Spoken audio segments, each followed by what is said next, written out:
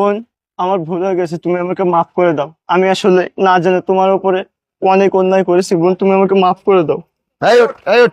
এই শোন, তোরে আজকে বলে দিতেছি, তোরে এই আমার এই ইউনিয়ন পরিষদের মধ্যে আমি যেহেতু তোরে আর না দেখি, আর যদি থাকস সুন্দরভাবে ভদ্রভাবে থাকবি, কোনো গরিব অসহায়ের সাথে যদি একটু মাস্তানি ফাইজদামি করার চেষ্টা করছিস তাহলে কিন্তু আগাগোড়া লক করে ফেলাম, তোর কয়ে দিলাম। আচ্ছা, যা শালা কোথাকার আসছে আর এখানে। কখনো যদি কেউ এখানে এসে তোমার সাথে ফাইজদামি করে, ঠিক আছে, তুমি কাউসারকে ফোন দিবে, না হলে ডাইরেক্ট ভাইকে ফোন দিবা। চেয়ারম্যান সাহেব, একটা কাজ করলে কেমন হয়? এই মেয়েটা রাস্তাঘাটে এইভাবে টিলারি করে, তাকে একটা দোকান করে দেওয়ার ব্যবস্থা করে দেন। আচ্ছা ঠিক আছে, এবার যে প্রকল্পটা আসছে এখান থেকে এর দোকান করে দাও, ঠিক আছে?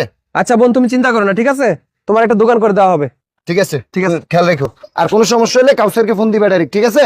ঠিক আছে স্যার, আল্লাহ আপনার বাসায় রাখুক স্যার। আপনার মতো চেয়ারম্যান জানি প্রত্যেকটা ঘরে ঘরে জন্ম নেয়। আল্লাহ আপনার ভালো করুক।